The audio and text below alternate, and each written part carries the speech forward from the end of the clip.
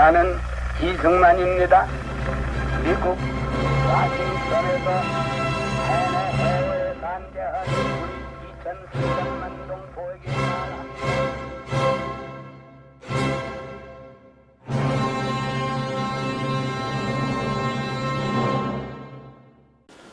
여러분 안녕하십니까.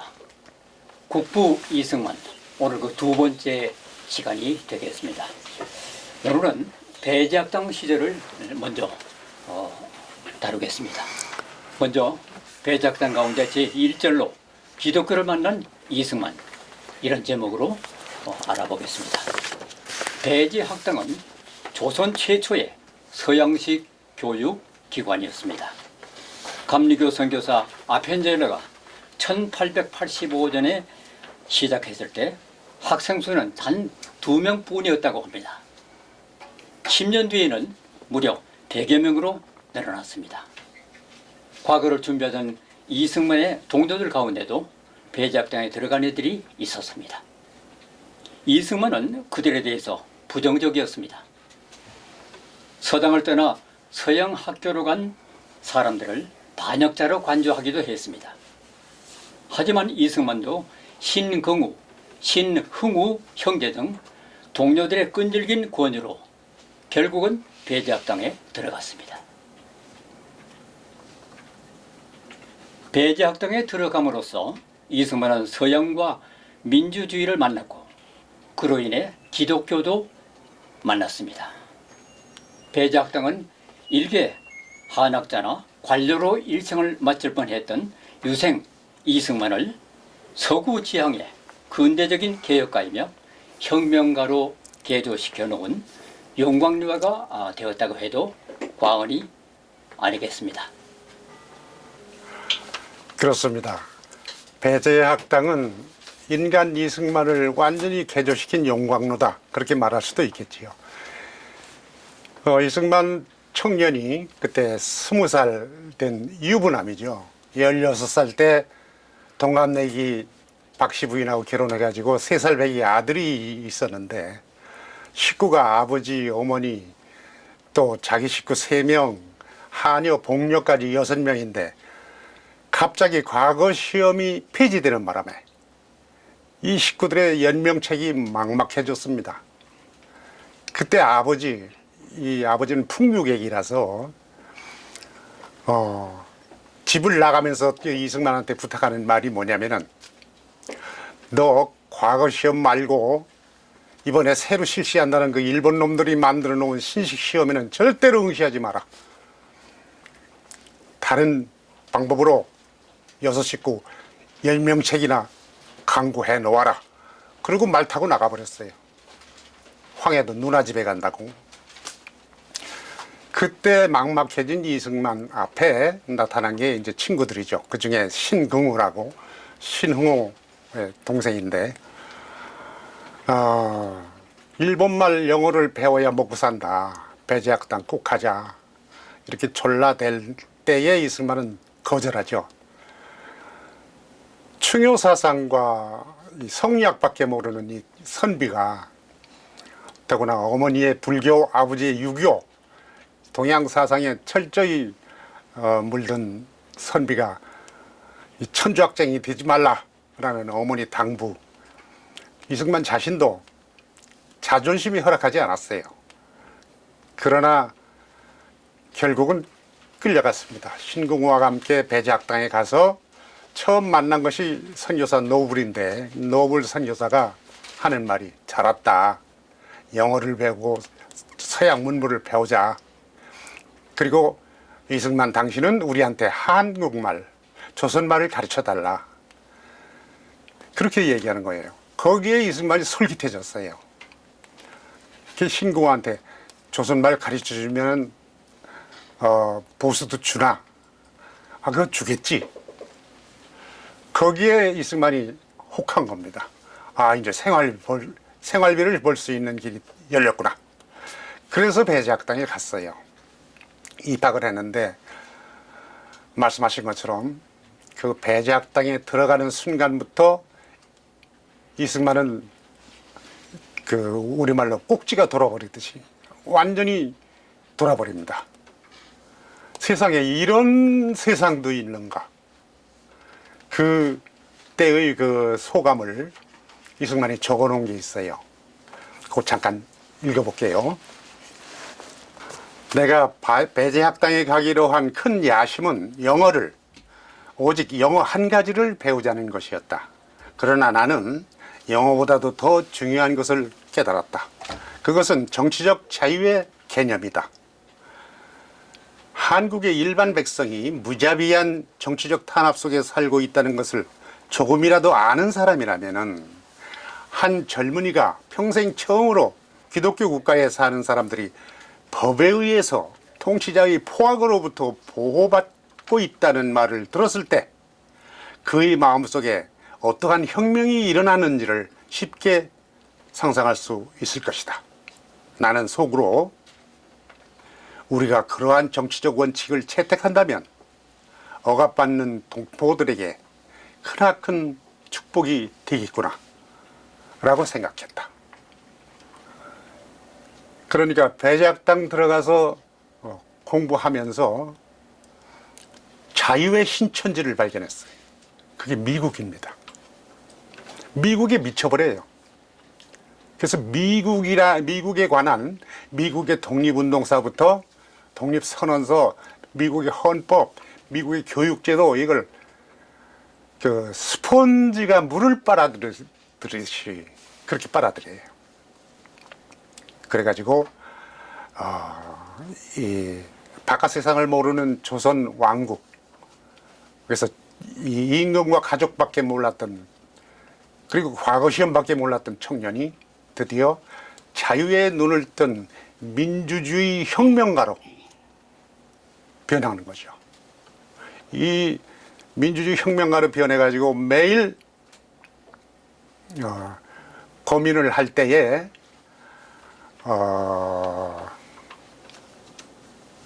에비슨이라는 의사가 있었어요. 이승만이 이 아르바이트를 하기 위해서 이제 배제학당 들어가서 화이팅이라는 여자, 26살 난 처녀 여의사한테 조선말을 가르쳐주고 월사금을 받고, 그러면서도 제중원에 있는 의사 올리버 에비슨, 이 사람한테도 조선말을 가르쳐주고 영어 공부를 했어요. 그때 에비슨이 해고록에 써놓은 글이 있습니다.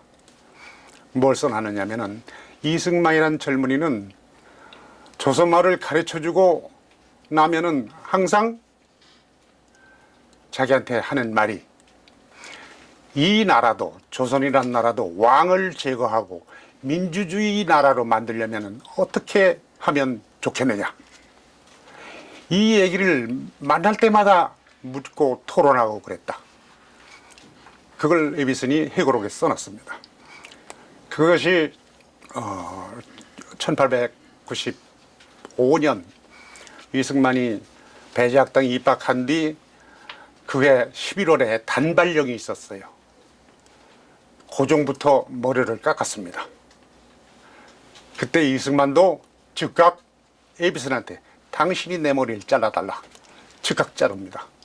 이거는 500년 묵은 족쇄와 같은 거다. 상투 자르고 탄 건 갓 벗고.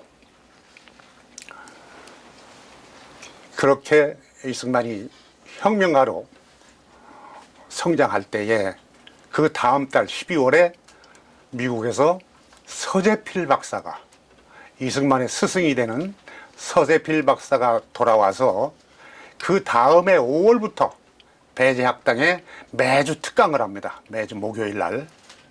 그 특강을 받으면서 젊은 그 혁명가 이승만이 미국식 민주주의로 더욱 완벽하게 무장되는 새로운 혁명가로 거듭나는 거죠. 그래서 배제학당은 이승만을 개주시킨 영광가, 그렇게 말할 수가 있겠습니다. 당시 한국인, 서양인, 일본인, 천국인이 두루 섞여 배우고 가르치는 국제학교였습니다. 조선인들로 하여금 서양 문명에 눈을 뜨게 한 별천지였습니다.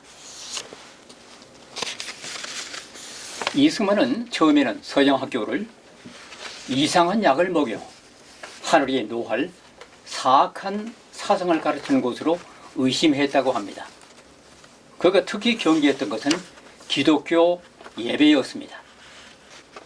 그는 예배에서 아펜젤로 설교를 들었습니다. 그는 1900년 전에 죽은 한 인간이 내 영혼을 구원해 준다고 하니까 그런 말을 어떻게 믿을 수 있느냐 하면서 얘기를 했다고 합니다. 그에게 기독교는 터무니없는 것이었지만 영혼은 필요했습니다.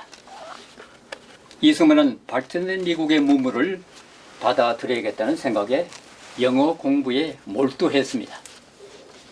그는 불과 6개월 만에 배제 학당에 영어 교사로 임명됐다고 합니다. 참으로 놀라운 천재성이 아닐 수 없습니다. 1895년 개화파의 선구자 서재필이 12년 만에 미국에서 귀국했습니다.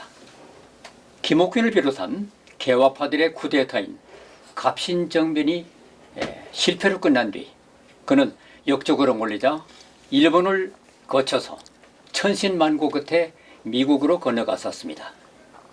그곳에서 콜롬비아 대학 의학부를 졸업하고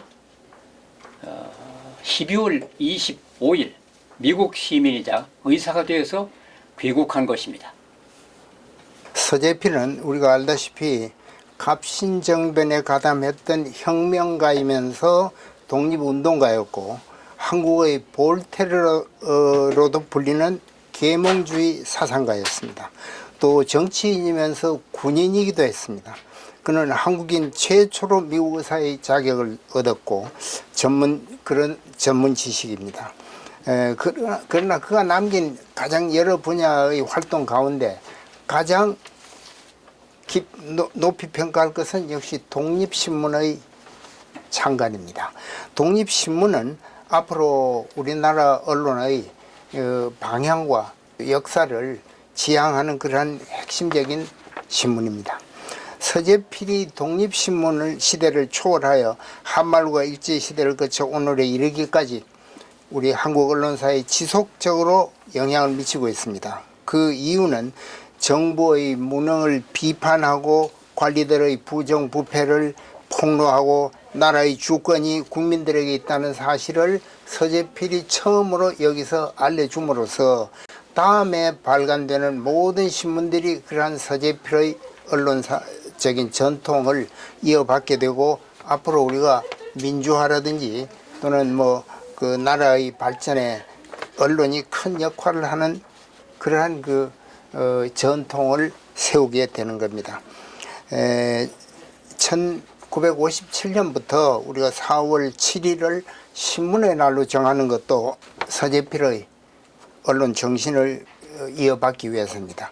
그리고 또 한 가지 서재필의 큰 업적은 한글의 공용화입니다. 그 한글 세계적으로 훌륭한 한글이 우리가 가지고 있음에도 불구하고 공식 문자로 대접을 받지 못했는데 서재필의 독립신문이 한글 전용을 함으로써 이제 앞으로 한글이 우리 공용 문자로 격상되는 그러한 계기를 마련했습니다.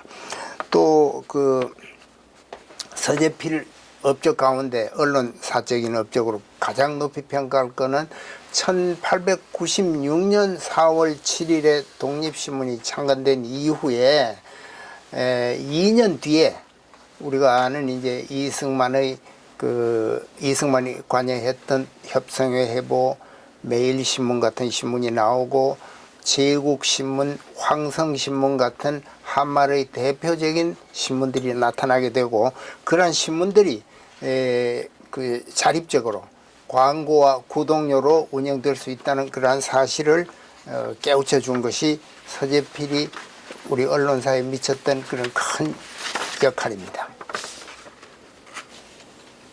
갑신정변의 혁명가답게 서재필은 배제학당에서 학생들에게 미국 고등학교에서 배운 토론하는 방법을 훈련시켰습니다. 그가 주도한 토론의 모임이 협성회라고 이름이 지어진 단체입니다. 협성회가 조직될 때 이승만은 창설 멤버 13명 중에 한 명이었습니다. 토론의 주제는 처음에는 비정치적인 것으로 시작했습니다. 예컨대 배제학당에서 한복을 입을 것인가, 서양 옷을 입을 것인가, 부녀자의 교육이 필요한가, 체력 운동이 필요한가, 이런 내용들이었습니다. 당시엔 토론 문화는 물론 토론에 관련된 용어 자체가 없었습니다. 쟁점사항을 전체 투표에 회부한다든지 의장의 결정에 이의를 제기한다든지 개념도 없었습니다. 그런 시절이 시작된 협성회는 조선에서 처음으로 조직된 의회에 가까운 모임이었습니다. 이승만은 청일전쟁이 일어났던 1894년 나이 20살 때 배제학당에 입학했습니다. 그때까지는 한학을 공부했고 그 상투를 틀고 있었는데 배제학당에 입학하면서 상투도 자르고 이제 영어 공부를 하기 시작했습니다. 머리가 좋았던 이승만은 의사이자 선교사였던 에비슨을 처음 만났고 그 뒤에 이제 여러 그 서양 선교사이자 의사 이런 사람들을 만나서 한국말을 가르치기도 하면서 자기는 영어를 배웠습니다. 그래서 이제 6개월 만에 배제학당의 영어 교사가 되었는데 그 이승만의 이름이 가장 널리 알려지게 된 계기는 1897년 7월 8일 정동교회에서 있었던 종업식입니다. Commencement Day라고 영어로는 되어 있는데 그게 졸업식이 아니라 종업식입니다. 거기서 영어로 연설을 해서 거기 모였던 많은 사람들, 특히나 그 외국인들도 모이고 또 이제 그 이 종업식에는 한국의 대신들까지 참석을 해서 이승만의 그 뛰어난 영어 실력과 그 한국의 독립이라는 주제로 연설을 했는데 그때부터 이승만 아주 그 이름이 널리 알려지게 됐습니다. 그리고 이제 이때 그 특히 독립협회의 활동에 깊이 참여를 해서 그 종로 거리에서 연설을 했다든지 또는 뭐 보부상 패들하고 대결을 해서 보부상 패들이 깡패 조직으로서 이승만을 그 연설을 방해를 하거나 이랬다는 기사가 독립신문에도 27번 등장합니다. 이승만이라는 이름이. 그래서 이승만은 이때 벌써 이제 배제학당의 학생인 동시에 사회적으로 큰 활동을 하고 또 배제학당에서는 널리 알려진 협성회, 그야말로 배제학당의 학생회였던 협성회에서 협성회 회보라는 일주일 단위의 회보를 발행합니다.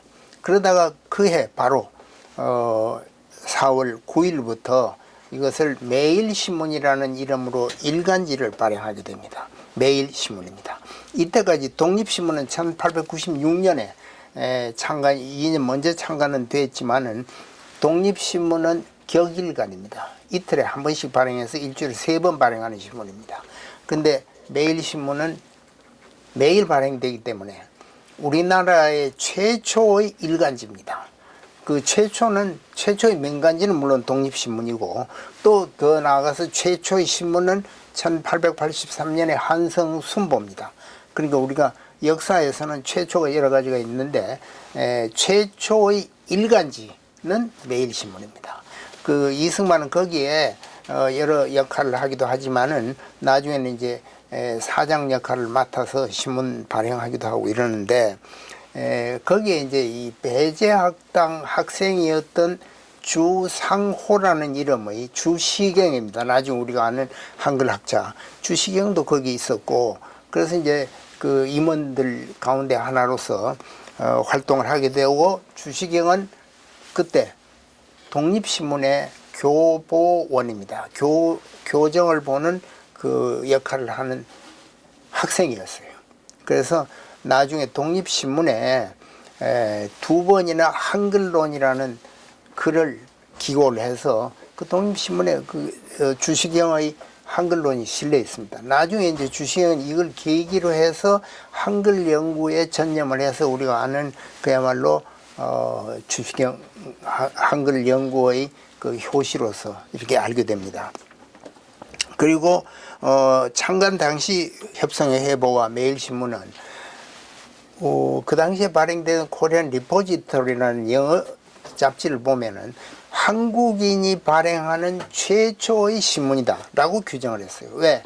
서재필은 뭐 한국인이긴 하지만은 이제 그 코리안 리포지터리가 볼 때는 서재필은 미국 사람이고 또 그 당시 일본 사람들이 한성신보라는 신문을 발행하고 있었는데 한국말로 이건 역시 일본 사람이 발행하는 거고 이렇기 때문에 한국인이 순수하게 한국인 손으로 발행하는 첫 신문이 매일신문이다 라고도 평가를 했습니다. 그렇게 해서 이제 그 협성의 회보해서 매일신문으로 가고 이승만은 곧 1898년 8월 10일에 창간되는 제국신문에 참여를 해서 앞으로 이제 제국신문 기자로서 그 일본인이 발행하는 한성신보라는 한국신문에 논전을 벌린 기사들이 실려 있습니다. 일본인이 자기네 그 무슨 뭐 잘못을 비호를 한다든지 이런 그 한성신보가 싫으면은 이승만이 거기에 반박하는 글을 실어서 또 그쪽이 이승만을 비방하면은 이승만이 또 반박을 하는 그런 글들이 이승만의 이름이 박혀서 실리게 됩니다. 이것이 이제 이승만이 처음 언론인으로서 활동을 했고 나중에는 이제 후에 얘기를 하겠습니다만은 1899년 1월에 이승만은 그 에디슨의 그 통역으로 그 독립협회가 혁파라고 그러죠. 해산된 뒤에 몸을 숨겨서 미국 선교사 집에 있다가 이제 가서 그 통역으로 따라가다가 별순검이라고 그럽니다. 지금 말하면 이제 형사죠. 사복한 형사한테 붙들려 가지고 잡혀갔어요. 그러니까 미국 사람들이 이승만은 우리 통역인데 내놔라. 그러니까 안 내놨어요. 안 내놓고 형무소 안에서 그 몇 사람이 이승만에게 탈옥을 하자. 그래서 이건 뭐 별로 안 알려진 건데 그 규장각의 문서에 보면은 검사국 문서에 그게 나옵니다. 그걸 내가 발견했는데 그걸 나가다가 밖에서 권총 2자루를 넣어주는 걸 가지고 3사람이 탈옥을 하다가 이승만이 잡혔어요. 그래서 이승만은 거기서 다시 이제 재판을 받아서 그 탈옥한 혐의로 해서 무기징역형을 받습니다. 그리고 무기징역형을 살고 있는 동안에도 제국신문에 논설을 써서 보냈던 건 아주 유명한 일이고 그 형무소 안에서 쓴 독립정신이라는 책이 나중에 나와가지고 발행이 돼서 또 배포가 되기도 하고 그랬습니다. 토론이 거듭되면서 젊은이들은 사명감에 불타서 토론회를 거리로 끌고 나가야 한다고 주장을 제기했습니다. 협성회의 정치색이 분명해질수록 난처해지는 측은 학교였겠죠. 선교사들은 선교사역을 위해서는 정부와 원만한 관계를 유지해야 했는데 정부 정책에 비판적인 학생들의 모임에 일반인들도 참가하고 있어서 부담스러울 수밖에 없었습니다. 정부 역시 곱지 않은 시선을 보내고 있었습니다. 아펜젤러 학장은 어쩔 수 없이 학생들에게 자제해 줄 것을 여러 번 당부했습니다. 그러나 협성회는 자제하기보다 확장하는 쪽을 선택했습니다. 학교 측의 우려를 고려해서 아예 배제 학당을 벗어난 대중적인 조직으로 변신하기에 이르렀습니다. 그 배제 학당에서 강의를 하던 서재필은 학생들에게 자치적인 토론 문화 또는 민주적인 그 의회 운영을 가르치기 위해서 협성회라는 학생회를 만들도록 지도를 했습니다. 그래서 이제 이 협성회에는 회원이 두 종류가 있는데 하나는 배제학당 학생들이고 또 하나는 찬성원이라는 이름의 외부 그 동조자들입니다. 그래서 이게 일종의 학생회인 동시에 사회단체의 성격을 자연적으로 띠지 않을 수가 없었습니다. 그리고 외부에서 배제학당 학생 아닌 찬성원 회원들은 더 아마 열성적입니다. 그래서 이들은 이 중에는 이제 뭐 최정식이라든지 나중에 이런 특히나 독립협회에서 활동하는 그런 연설 웅변가들도 있고 이런데 이 협성회는 매주 한 번씩 모여서 주제를 정해서 찬반 양론으로 편을 갈라서 토론을 하도록 그렇게 했습니다. 그래서 이제 이승만은 특히 여기서도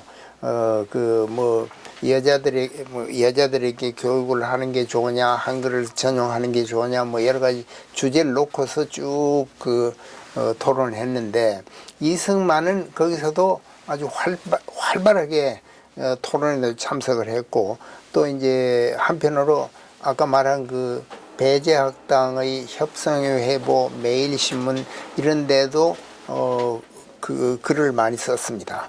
그래서 혹시 이제 누가 토론에 그날 참석을 하기로 해 놓고서 빠지는 경우가 생기면 이제 특히 이승만이 나서서 이렇게 해서 이 협성회라는 조직은 배제학당과 이 사회에 둘이 겹쳐가지고 있는 그런 조직입니다. 그러니까 이게 사회로 활동 범위를 넓힌 것이 아니라 조직부터가 찬성원이 있어서 지금 말하면 이거 뭐라고 말하면 좋을까요?